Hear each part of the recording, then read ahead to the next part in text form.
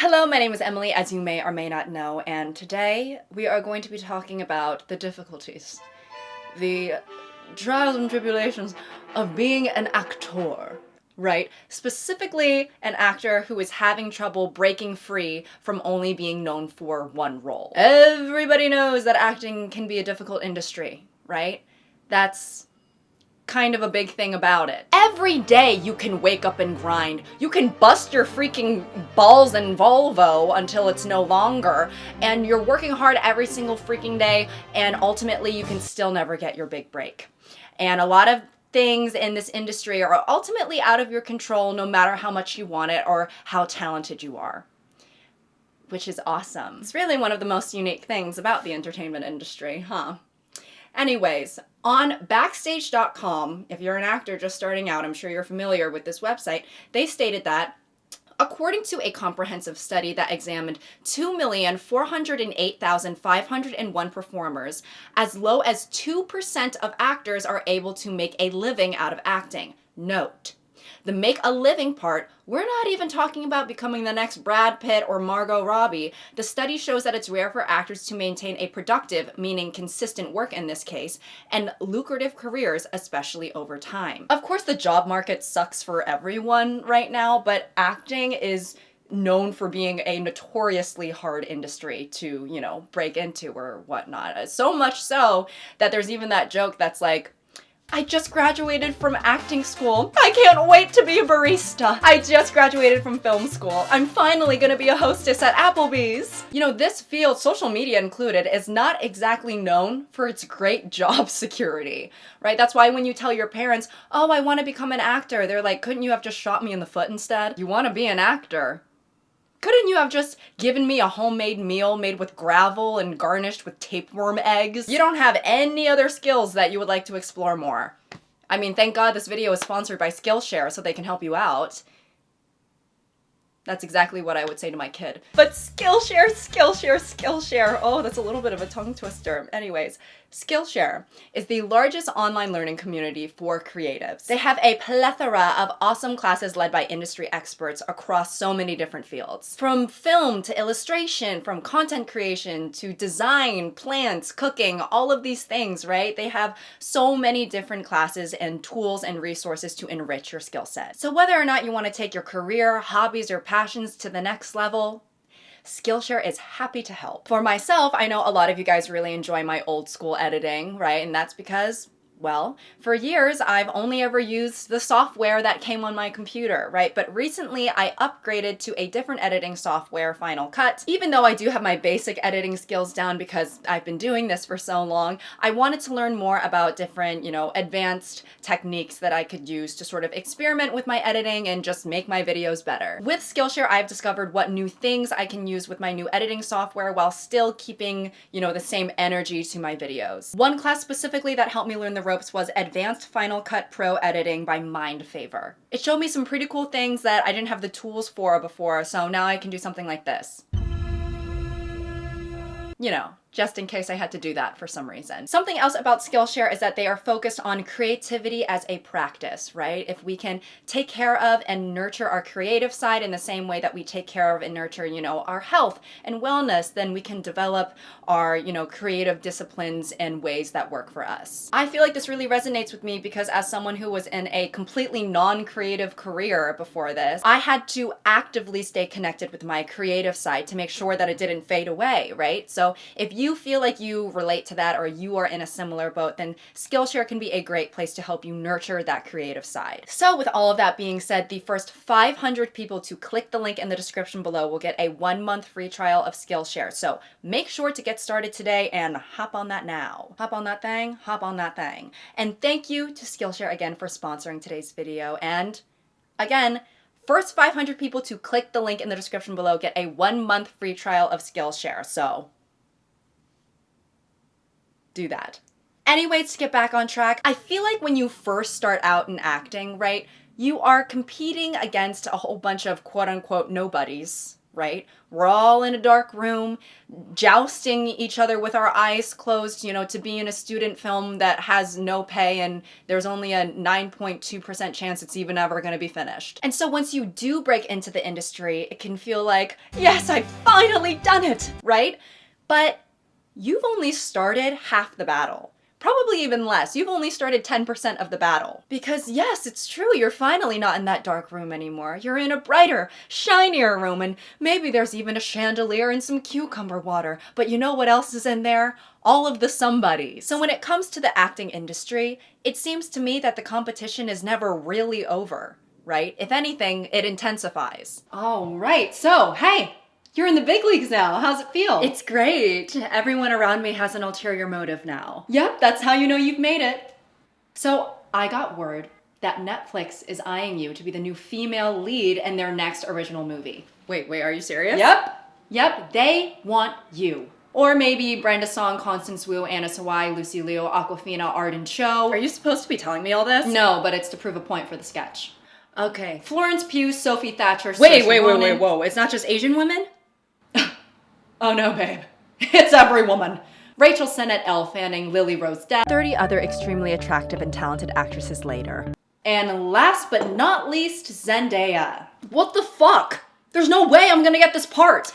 Yeah, you have no shot in hell. Damn, you don't even want to encourage me a little bit? Hey, you're the one who pretends for a living, not me. Since we talked about how difficult it can be for actors to break into the industry, you would think that it would be the biggest blessing for an actor to get a role in a huge movie franchise or be a series regular in a very long-running TV show, right? But that's not necessarily always the case. You can get your big break, sure, and that's amazing, but sometimes the break is so big that you cannot escape it. There are multiple examples of this type of career, but I want to right now mainly focus on one of the most notable ones, right? The cast of Harry Potter. This was a hugely successful franchise that became one of the biggest in the world, right? Despite the author being the Turfinator. It did so well that they created Harry Potter World and Universal Studios, and it's one of the main selling points of the park. They have millennials over there spending over $100 on plastic wands and drinking butterbeer by the gallon.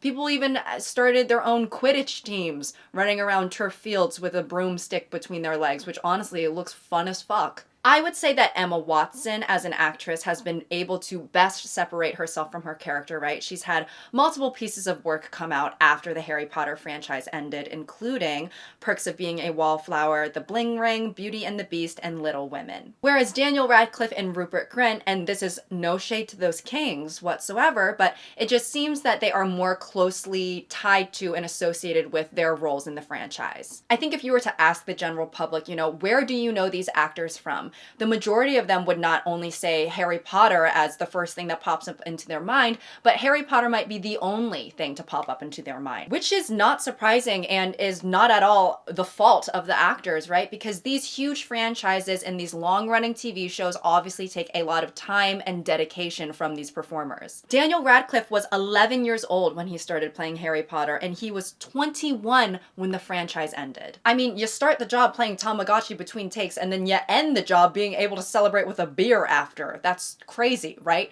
These people were on this in this franchise for 10 years. And this is not to negate these people's talent or suggest that they have goals of, breaking box office records post-franchise, right? Because that's not the goal of a lot of actors. And, even if that were their goal, they literally did that already when they were children. Post Harry Potter, Daniel Radcliffe has actually said that he's more focused on doing roles that are interesting and fun rather than, necessarily calculating commercial success. Even though, I'm sure no actor goes into a project thinking, I really hope this flops at the box office. But anyways.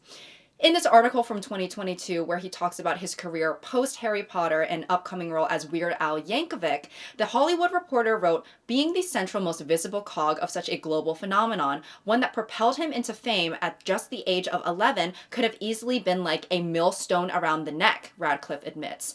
I had to Google that idiom. A millstone around the neck is used to describe something that is hard to escape. So, in case you didn't understand that, because I didn't. And the quote goes on, I'm sure it was for some directors who would be like, oh, I don't really want him in my film because everyone's just going to think of Harry Potter. Which, you know, I'm sure this is true for a lot of different actors who have been on the same project for a number of years, up to even a decade or more, right? These directors, you know, this is also their livelihood that they have to think about. So, you know, yeah, like, do I want this person in my project who, I don't want people to look at my piece of art and just be like, oh, isn't that the guy from Star Wars? But back to Daniel. During the peak of his Potter popularity in 2007, he was in a Broadway production called Equus, where at 17 years old, he went full frontal for 10 minutes. At the time, he wanted to shake up people's perceptions of him and perhaps enable them to think maybe he can do something other than Harry, right? Which, I was gonna make a joke, but I'm actually not going to say it because he was 17 at the time. While I think that specific element of the theater production would by no means fly today, I think everyone in the audience would leave the production in handcuffs. This is still an example of actors trying to be strategic for the sake of their future, right? Especially when their career has only been tied to this singular role that they're trying to break free from. No matter your talent, one of the biggest, you know, obstacles of breaking free from being known for only one thing is someone else taking a chance on you, right? Which is completely out of your control. You need to have multiple different opportunities to prove yourself, and that can be very challenging. Obviously, it can be done. You know, we look at Charles Melton breaking free from the Riverdale mold. We're seeing this sort of Robert Pattinson renaissance where he's no longer just associated with being Edward from Twilight. And these shifts can take a good amount of time, right? And getting people to see you as the actor you are instead of the role you played, that's no quick escape. And for some people, you're always just gonna be that guy from that thing. Occupied. I'm almost done. Here, FBI, you're under arrest for robbing an orphanage at gunpoint and knife point on the corner of... Oh my god, it's Flapjack Fanny! Man, you were my childhood! I loved you, past tense. Yeah, I used to watch your movies, past tense. Could I get a picture, maybe? Yeah, sure. Oh. Okay, just of me? That's okay. Man, I haven't seen you in years. I mean, God, I thought you fell off the face of the earth. What have you been up to? Well, I just took a shit. And, you know, Hollywood's a tough business, right? So I started robbing orphanages at knife and gunpoint. That's right, shit. Flapjack Fanny, you are under arrest. And there are many other examples of actors being mainly known for one role. I can't get into, you know, all of these people's career paths just for the sake of time, but here are some other examples, right? Steve Carell mainly being known as Michael Scott, resulting in some people not being able to take him seriously in dramatic roles despite him being a very good actor. Tobey Maguire being mainly known for his role as Spider-Man. Vampire Diaries was a very successful show, but many of the main cast members have sort of faded away from the limelight since then. Shameless was on for a decade, and many of the cast are closely tied to their characters. I want to say especially Frank Gallagher. See, and this is the thing. I wrote Frank Gallagher and not the actor's name. Hang on. I know some of you are thinking, Emily, you maybe should have done this before you started filming. I agree. I do agree. Warning, spoiler for Shameless incoming. Spoiler for Shameless. He died? Frank Gallagher died? Guys, I never finished Shameless. I had no idea that Frank Gallagher died. Makes sense, though. He was... That liver probably looked like charcoal. William H. Macy, who played Frank Gallagher, and he is an incredible actor. William H. Macy, Emmy Rossum, and Cameron Monaghan, all fantastic performers, right? Jeremy Allen White has undoubtedly been able to move on and find success with The Bear, but still, for some people, he's always going to be lip. Actors who thrive in the commercial industry, right? Flo from Progressive, the AT&T girl, Jake from State Farm, they have all become recognizable as these characters and may have trouble transitioning to traditional TV and film if that's something that they wanted to do. Ellen Pompeo has been running Grey's Anatomy like the fucking Navy. right? And I'm sure if she really wanted to leave the show, she would have already. But if she did want to move on and do other projects, I'm certain people would only be able to see her as Meredith Grey. I can't speak on behalf of all actors, and I'm not even necessarily speaking for myself, but I think a lot of people do want the type of career where they have longevity and they can demonstrate range and they want respect from their peers in the general public. And I think many actors do want to avoid this sort of franchise curse where you get forcibly pigeonholed and you can't move forward, right? And that's why people do leave their successful projects out of that fear. They look for opportunities, but unfortunately those are not guaranteed, right? So sometimes you leave this good thing that you had just to sort of fade away into the abyss, the most scary abyss there is, irrelevancy. You know, it really can be the case that people might not be able to get another sex.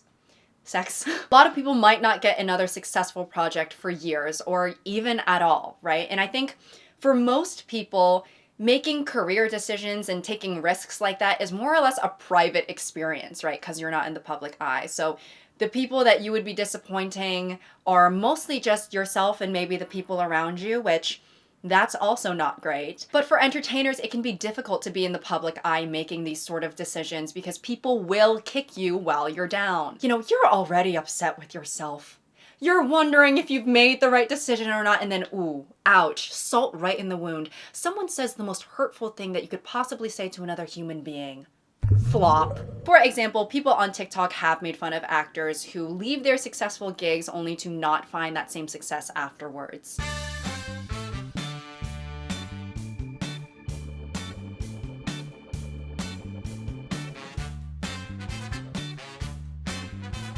And you know, these people can post whatever they want and it's not like they were targeting a specific person, but I just know that if I were an actor in this situation and I saw a comment with my name and it had tens of thousands of likes and everyone is like, no, yeah, like they really fell off, I would literally be frothing at the mouth, pissing on the floor, shaking. I think as someone who is an entertainer too, I think I have that same looming fear of irrelevancy that I think everyone in this field has, right? And so I feel for them. And I really think that, yeah, they were just looking for a better opportunity for themselves and it just never came up. And sometimes that's not in your control, right? So clap if you feel bad. Because, I mean, imagine if we treated everyone like that, right? Like, if you quit your job because you weren't happy and you thought that you could get something better for yourself and then it ends up not working out, that, like, people just sort of bully you. Honestly, the job market is just so hard right now that I'm kind of just, I'm wondering if I even made the right choice. Well, I feel bad for you, but that's what you get for believing in yourself. What? Fell off hard as fuck. Excuse me? Gaga outsold. Why are you bringing up Lady Gaga? Your old job put you on the map, okay? So maybe if you just stayed where you belonged, you wouldn't be an irrelevant hag now. Facts. Who's that? It's my landlord. Wait, why are you here? Just to say that whatever you're going through, deserved. I was gonna say that. I was just looking for better opportunities. Like, sorry, I guess I'm freaking worthless. Hi, Mom.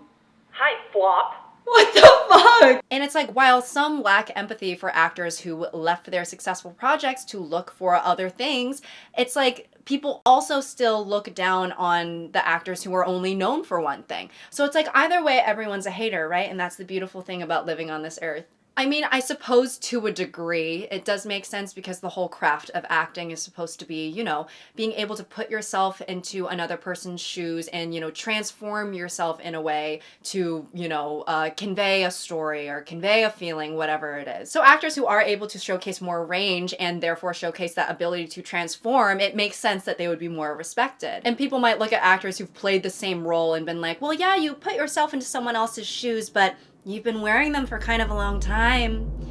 I think that the shoelaces are kind of wearing off. We don't really want to look at these shoes anymore. But, bear with me, have you considered that they don't mind wearing the same shoes? Typically, the longer you stay on a project, whether that be a, you know, multi-movie franchise or a long-running TV show, the more you get paid. So while some people might see an actor and be like, wow, they really haven't grown outside of this role, maybe they don't want to or need to. Maybe they aren't necessarily bothered by a steady paycheck. Especially when that singular paycheck can be more than what most people earn annually. I mean, for these actors who have played the same role for years in very successful projects, I mean, every time they open their bank account, I imagine it goes like this. Sorry, I'm just gonna check my banking app for a second. Oh, sure. Yeah, is everything okay? I'm just feeling a little bit down and I need sort of a pick-me-up, and seeing the numbers always makes me happy. Oh. Hello, Mrs. Wang. You're still rich. How rich, babe? It's getting unethical. Would you like me to read Off the numbers? Yes. You have $67,854,434. And cents? How many cents? And 37 cents. God, that's good shit. Anyway, sorry, keep going. So I quit my job and then my mom called me a flop on the phone. For example, with the television show Friends, The Big Bang Theory, and Modern Family, by the end of these shows, the main cast members were reportedly getting $1 million per episode, which is obviously a huge pay increase compared to the start of these shows. Hi, sorry, this is me editing. I just got back from the gym and I want to state a correction. The adult cast of Modern Family was actually getting around $500K per episode, not $1 million. So pretty measly if you ask me. Harrison Ford, who plays Han Solo in the Star Wars franchise, was reportedly paid the following for these movies that are in sequential order. The original Star Wars, $10,000. The Empire Strikes Back, $100,000. The Return of the Jedi, $500,000. And The Force Awakens, his base salary was $15 million, plus a small percentage of box office earnings, coming out to a total of $25 million. I mean, I don't know about you guys. I think as an actor, I'll put on the fucking suit. Like, I obviously would love to have this, decorated career of like playing all these different sorts of characters. For $25 million, I'll put on that suit and I'll glue it onto my fucking skin. But success as an actor can look different for everyone, right? Some people want the awards and the critical acclaim. Some people just want to be famous. Some people want to transition to directing. Some people maybe want to take these huge, insane paying jobs so that they can, go on to just like do indie movies and kind of do what Daniel Radcliffe is doing, where he gets, I'm sure he's very comfortable financially, so he can really pick and choose the roles that he wants to do. And then I'm sure some people just want to relax. They don't want to work anymore, maybe.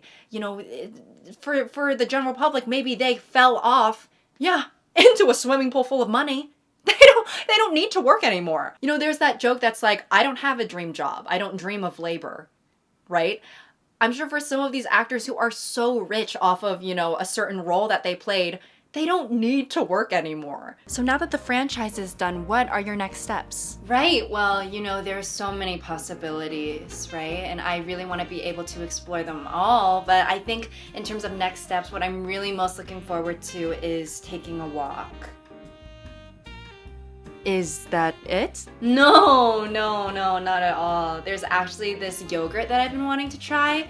I love fruit, and it has a bunch of different fruit flavors. I really want to try the plum. Sorry, I meant like your career. Do I need one of those now? What? I'm a multimillionaire, right? Right. Here, wait, I'll show you. You're still rich.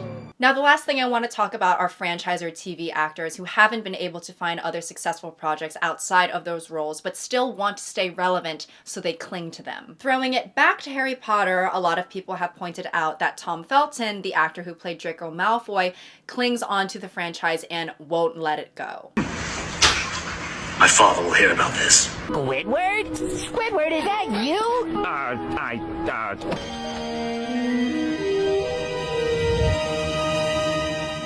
Hi, Tom. Morning, Jim.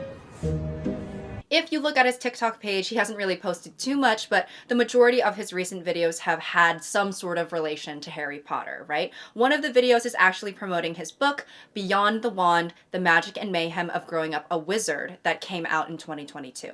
And as you can guess from the title, it's about him growing up playing a major part in a major franchise, right? And sort of trying to find a sense of normalcy in a life that is not at all normal for most children or teens. But because he does sort of make a lot of content in relation to Harry Potter, despite the franchise being over and him not finding as many other roles as some of his counterparts, people have sort of felt this secondhand embarrassment almost. Levin Rambin, who played Glimmer in the franchise The Hunger Games, wrote a book called Glimmer's Game, and she received a little bit of backlash for that because a lot of people felt that she wasn't, an important enough character to even be clinging on like that. Another example of this are multiple actors who have now made podcasts about shows that they were on, whether that be rewatch podcasts or just talking about the show in general. This includes The Women of the Office, Wizards of Waverly Place, Ned's Declassified, Always Sunny in Philadelphia, and Scrubs. Now, having a podcast to talk about your show is not always necessarily an indicator of not doing well, and I'm not sure about this, so I'm just saying something off the top of my head. But during the pandemic, actors were not able to act. I'm sure they were sitting around like, I have shit else to do. I might as well just start a podcast. I wouldn't be surprised if a lot of these podcasts had started during the pandemic, right? But this isn't a bad thing. And it's not, an indicator of being unsuccessful, right? I mean, if you look at the Always Sunny podcast, it is quite successful. And, these actors are still working on other things. Many of them have had other wins in recent years that are completely outside of the show that they got started on. Also, their show is still running, right? Season 17 is set to come out in June this year, so it's not like they're not doing well. They are. I mean, they just had a crossover with Abbott Elementary, which is one of the most successful television sitcoms right now. But with that being said, it is also true that these things could be an indicator of, not necessarily doing super well, that opportunities aren't, just falling into your lap. And so you feel the need to sort of still keep this association with your past success. And I think as someone who does also have that fear of fading into irrelevancy and has the, I've been having some personal problems. I think I'm really doing this full time, has me just going into a therapy session. But, I've had a lot of problems lately. It could also be my period, where I'm comparing myself to others and all of these things, right? I think I empathize with these people. I don't look at these actors and think less of them. I just think that they're trying their best. And the next time that they get to be on screen, it isn't completely in their control. There's also a TikTok from a comedian. Her name is Kiara Sullivan. I hope I pronounced that right. I apologize. But she brings up a great point, and I'm gonna play it now. It's so cringe when an actor hasn't moved on from a movie they did years ago. We get it, Tom Felton, you were in Harry Potter. You're one to talk. As if you don't cling to the fact that you're a former gifted student. As if you don't take every opportunity to remind everyone that you were actually blonde as a kid, and then later on turn brunette. You still base your entire sense of self off of being a theater kid in high school, despite the fact that you're now 26. You haven't been on that stage in years. We all cling to the past.